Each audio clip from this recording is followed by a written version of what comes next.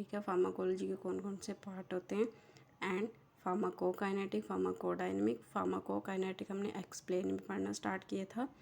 Pharmacokinetic के आगे 4 part हैं, absorption, distribution, metabolism and excretion. तो हमने लास्ट लेक्चर में पढ़ा है एब्जॉर्प्शन। एब्जॉर्प्शन क्या होता है? एब्जॉर्प्शन के आगे 5 पार्ट्स हैं, ठीक है। फर्स्ट पार्ट था उसका पैसिव डिफ्यूज़न। पैसिव डिफ्यूज़न क्या था? कंसंट्रेशन ग्रेडियंट के अकॉर्डिंग आपकी जो ड्रग है वो मूव करेगी। जिस तरफ आपकी कंसंट्रेशन ज़्यादा होगी उस तरफ से ड्रग कम कंसंट्रेशन की तरफ मूव करेगी। तो सेकंड है आपका फिल्ट्रेशन। फिल्ट्रेशन के थ्रू कैसे आपकी ड्रग एब्जॉर्ब करेगी, कैसे आपकी ड्रग है वो सेल मेम्ब्रेन को क्रॉस करेगी, ठीक है। अब इस वर्ड में कंफ्यूज नहीं होना है कि एब्जॉर्प्शन और मेम्ब्रेन को क्रॉस करना क्या होता है। जब ड्रग क्रॉस करती है मेम्ब्रेन को उसको बोलते हैं drug absorption, okay. The second point हमारा फिल्ट्रेशन।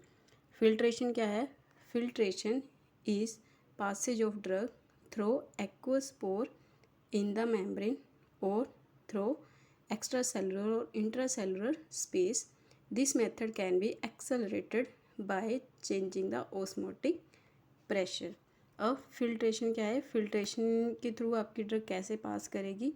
जो आपकी सेल मेम्ब्रेन है उसमें क्या है? एक्वस पोर होते हैं, ठीक है।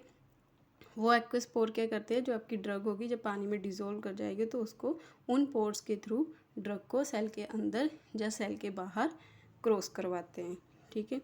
मतलब filtration is a passage of drug through aqueous pores. Filtration क्या है? एक्वस पोर्स या एक्वस जो शेड होते हैं, वाटर सोलुबल शेड होते हैं, वाटर लविंग, वो आपकी ड्रग को क्रॉस करवाते हैं उसके थ्रू ड्रग को मेम्ब्रेन में, ठीक है। ड्रग आपकी एक्स्ट्रा सेलुलर मतलब बाहर से सेल के अंदर भी उन्हीं पोर्स के थ्रू जाएगी और सेल के अंदर से बाहर भी उन्हीं पोर्स के थ्रू, एक्वस पोर्स के थ्रू क्रॉस करेगी, ठीक है। This method can be accelerated by changing the osmotic pressure. अब जो आपकी ड्रग है वो ऑस्मोटिक प्रेशर मतलब अगर आपका सेल है, सेल के बाहर जो आपके ज़्यादा ड्रग है वो अंदर की तरफ आएगी, ठीक है। बट अगर ड्रग की कंसंट्रेशन जब ड्रग आपके सेल के अंदर ज़्यादा हो गई तो वो बाहर भी निकल सकती है। तो आप क्या करोगे? जो ऑस्मोटिक प्रेशर होता है, ठीक है, उसको थोड़ा सा इंक्रीज़ कर दोगे ताकि जो ड्रग आपकी सेल के अंदर गई है वो बाहर या बैकवर्ड ना आए। उसको बोलते हैं ऑस्मोटिक प्रेशर को एक्सेलरेट करना, मतलब उसको थोड़ा सा फास्ट कर देना, ठीक है। तो मैंने यहाँ पे लिखा हुआ है ऑस्मोटिक प्रेशर क्या है? The pressure which need to be applied to a solution to prevent inward flow of solution across the cell membrane। तो जो फिल्ट्रेशन प्रोसेस है हम उसको इंक्रीज़ भी कर सकते हैं ऑस्मोटिक प्रेशर को इंक्रीज़ करके, ठीक है। ऑस्मोटिक प्रेशर हम और थोड़ा प्रेशर अप्लाई करेंगे ताकि जो ड्रग है आपकी वो सेल के अंदर, अगर अंदर ही रखनी है तो अंदर ही रहे और अगर बाहर रखनी है तो बाहर ही रहे, वो उसका बैकवर्ड फ्लो ना हो, ओके।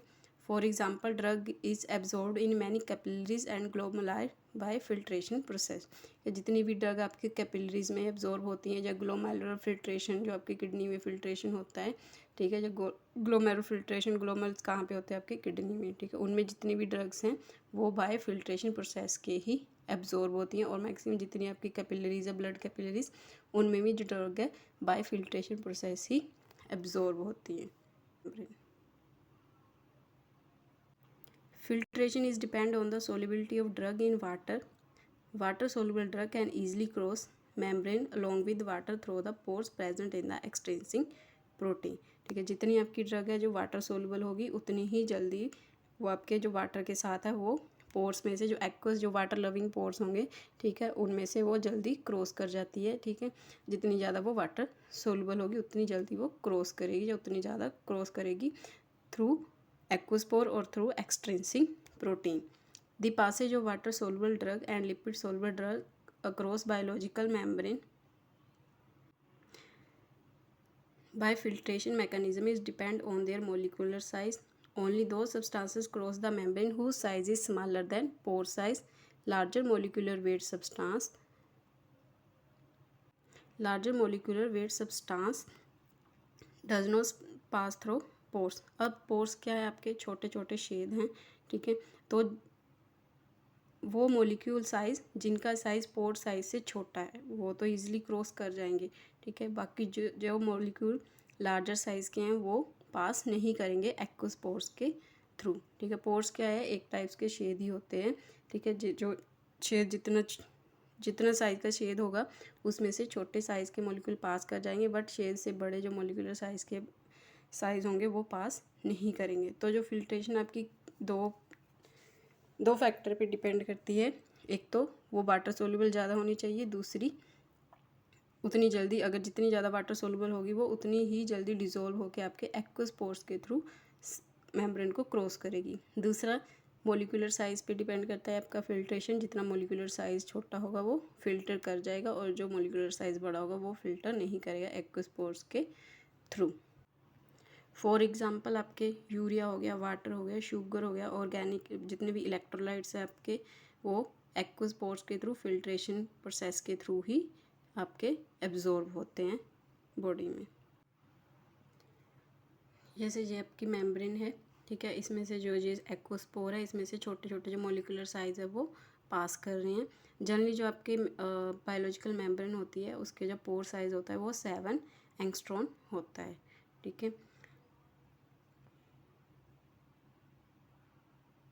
नेक्स्ट आपको हिंदी में भी दिया हुआ है, फिल्ट्रेशन एक ऐसा प्रोसेस है जिसमें ड्रग मेम्ब्रेन की दूसरी तरफ छोटे छोटे प्रोटीन्स के पोर्स के थ्रू क्रॉस करती है। फिल्ट्रेशन डिपेंड करती है कि आपकी ड्रग कितनी पानी में सोलुबल है। जितनी वाटर सोलुबल होगी उतनी ड्रग मेम्ब्रेन को क्रॉस करेगी, क्योंकि जो पोर्स होते हैं वो एक्वस लविंग होते हैं, ठीक है। So water soluble drug cross membrane by aqueous pore. दूसरा, आपकी ड्रग को क्रॉस करने की स्पीड को इंक्रीज़ कर सकते हो बाय इंक्रीजिंग ऑस्मोटिक प्रेशर। आप फिल्ट्रेशन प्रोसेस को इंक्रीज़ कर सकते हो।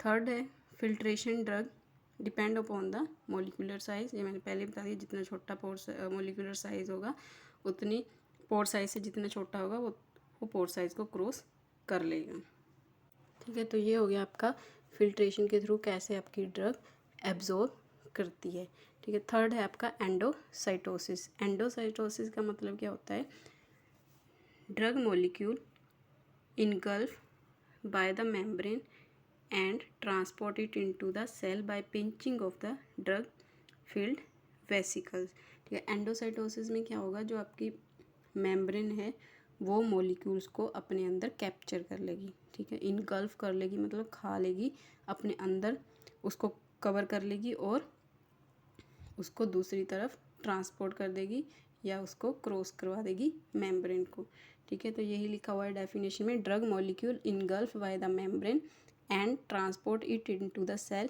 Bye pinching off the drug filled vesicles, ठीक है। वेसिकल्स में ड्रग होगी, ड्रग के जो मॉलिक्यूल्स होंगे मेम्ब्रेन क्या करेगी, अपने अंदर उनको खा लेगी, एक तरीके से अपने अंदर कवर कर लेगी, फिर उसको मेम्ब्रेन अपने अंदर क्रॉस करवा लेगी। एंडोसाइटोसिस में क्या होता है, एक होता है पिनोसाइटोसिस और एक होता है फैगोसाइटोसिस। पिनोसाइटोसिस मतलब पीना, फैगोसाइटोसिस मतलब पीनो मतलब पीना, फैगो मतलब खाना, ठीक है। पीना मतलब पिनोसाइटोसिस में क्या होगा, liquid drug engulf by the membrane called pinocytosis. जितनी भी आप लिक्विड ड्रग्स लेते हो, ठीक है, उनको मेम्ब्रेन इनगल्फ करती है, निगलती है, ठीक है, उसको बोलते हैं पिनोसाइटोसिस। और फैगोसाइटोसिस जितनी भी आपकी सॉलिड ड्रग है वो मेम्ब्रेन इनगल्फ करती है, ठीक है, सॉलिड ड्रग्स को, उनको बोलते हैं फैगोसाइटोसिस, ठीक है। तो पिनोसाइटिस हो गए जितनी भी लिक्विड ड्रग्स को आपकी मेम्ब्रेन इनगल्फ करती है, और फैगोसाइटोसिस सॉलिड ड्रग को इनगल्फ करती है मेम्ब्रेन अपने अंदर, ठीक है। अब ये भी दो वर्ड हैं, एंडोसाइटोसिस और एक्सोसाइटोसिस। एंडोसाइटोसिस क्या होता है, एंडो मतलब अंदर, ठीक है। मेम्ब्रेन क्या करती है, ड्रग मॉलिक्यूल को अपने अंदर कैप्चर करती है और सेल के अंदर डाल देती है।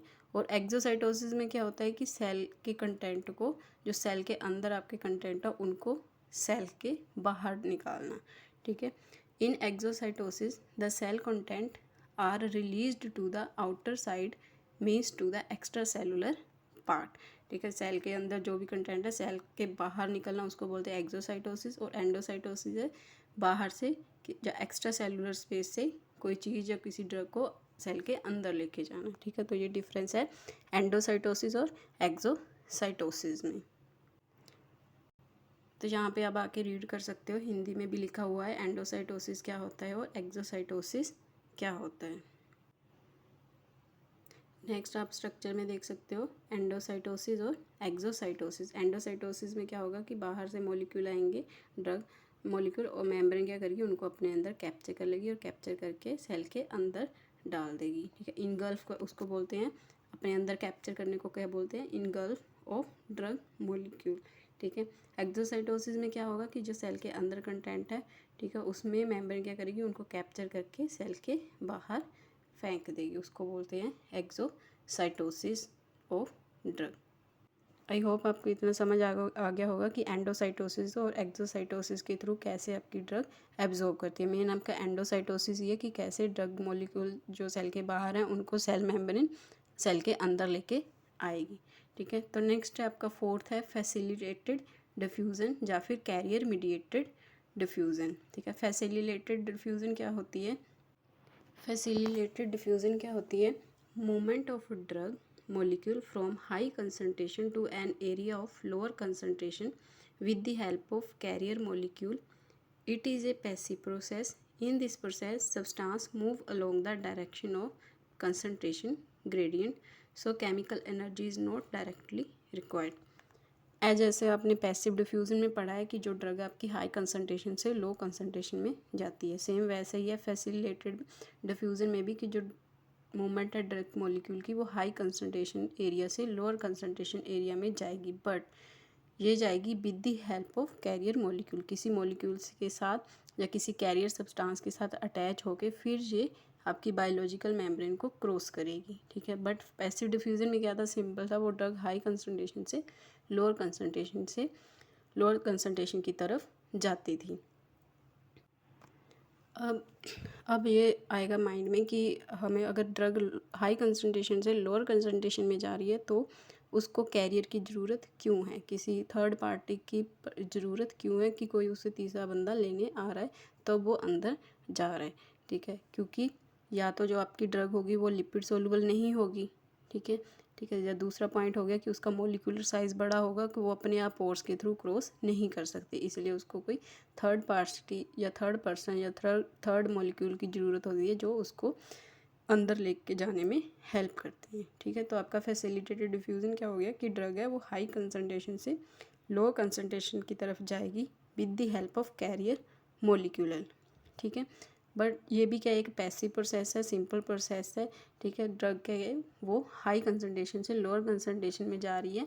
ठीक है, तो इसको बोलेंगे पैसिव डिफ्यूज़, मतलब ये भी एक पैसिव प्रोसेस है, इसमें आपको एनर्जी की ज़रूरत नहीं है, बस एक तीसरा मॉलिक्यूल आता है या थर्ड पर्सन आता है वो उसको लेके मेम्ब्रेन को क्रॉस करवाता है। ठीक है, from high concentration to lower concentration.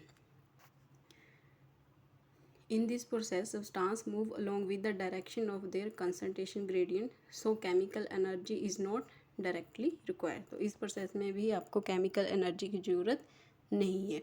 For example हो गया आपके glucose, amino acid, gas and ions, ये किसके कौन से प्रोसेस के थ्रू ट्रांसपोर्ट होते हैं, आपके फैसिलिटेटेड डिफ्यूज़न के थ्रू ही क्रॉस होते हैं।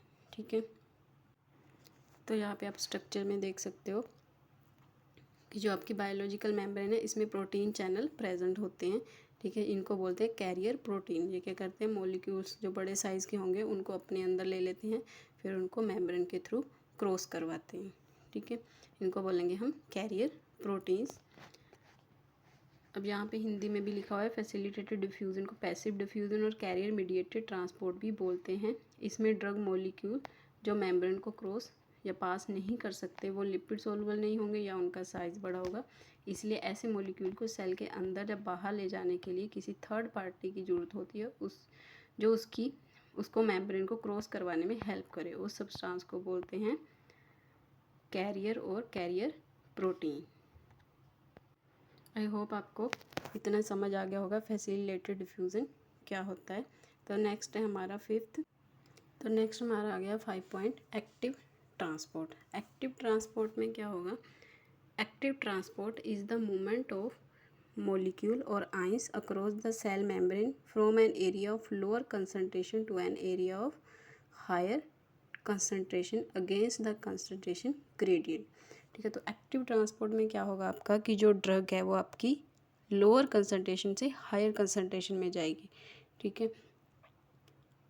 अब कोई ड्रग है या कोई चीज़ है वो लोअर कंसंट्रेशन से हायर कंसंट्रेशन की तरफ जा रही है तो उसको एनर्जी की ज़रूरत पड़ेगी, क्योंकि वो कंसंट्रेशन के अगेंस्ट काम कर रही है, वो कंसंट्रेशन के अगेंस्ट जा रही है। मान लो कोई नदी चल रही है वो तेज़ बहाव से, आप अगर उसी दिशा में चलोगे जिस तरफ पानी जा रहा है तो आपको कोई एनर्जी की ज़रूरत नहीं पड़ेगी। बट आप अगर उसके उल्ट दिशा में चलोगे, ठीक है, जिधर से नदी आ रही है उस तरफ चलोगे तो आपको एनर्जी की ज़रूरत पड़ेगी, ठीक है। तो सेम इस ऐसे ही है एक्टिव ट्रांसपोर्ट में भी कि जो ड्रग है वो जब लोअर कंसंट्रेशन से हायर कंसंट्रेशन में जाएगी तो उसको एनर्जी की ज़रूरत पड़ेगी, ठीक है। तो ये हो गया आपका एक्टिव ट्रांसपोर्ट। फॉर एग्जांपल जो लीवोडोपा और मिथाइल डोपा ड्रग्स हैं ये एक्टिव ट्रांसपोर्ट प्रोसेस के थ्रू ही आपकी जो ब्लड है या फिर सेल मेम्ब्रेन है उसमें एब्जॉर्ब होती है, ठीक है। अब एक्टिव ट्रांसपोर्ट ऑफ में ड्रग मॉलिक्यूल कम कंसंट्रेशन से ज़्यादा कंसंट्रेशन की तरफ जाते हैं। अगर कोई नदी बह रही है तो फॉर एग्जांपल मैंने आपको बता दिया कि नदी के अगर आप उल्ट दिशा में चलोगे तो आपको एनर्जी की ज़रूरत पड़ेगी, ठीक है। तो यहाँ पे ड्रग है वो लोअर कंसंट्रेशन से हायर कंसंट्रेशन की तरफ आ रही है, तो इसके लिए आपको एनर्जी आपको कहाँ से मिलेगी, एटीपी हो गया जैसे आपकी बॉडी में जनरेट होती है एनर्जी, तो वो आपको चाहिए ड्रग को एब्जॉर्ब कराने के लिए बाय एक्टिव ट्रांसपोर्ट। तो ये हो गया आपके 5 पॉइंट ऑफ एब्जॉर्प्शन के, ठीक है। फर्स्ट था पैसिव डिफ्यूज़न, सेकंड था फिल्ट्रेशन, थर्ड था एंडोसाइटोसिस और फोर्थ था आपका फैसिलिटेटेड डिफ्यूज़न एंड फिफ्थ था आपका एक्टिव ट्रांसपोर्ट। आई होप आपको इतना क्लियर हो गया कि एब्जॉर्प्शन कैसे होती है ड्रग की अलग अलग पाथवे के थ्रू आपके ब्लड सर्कुलेशन में। Okay, thank you.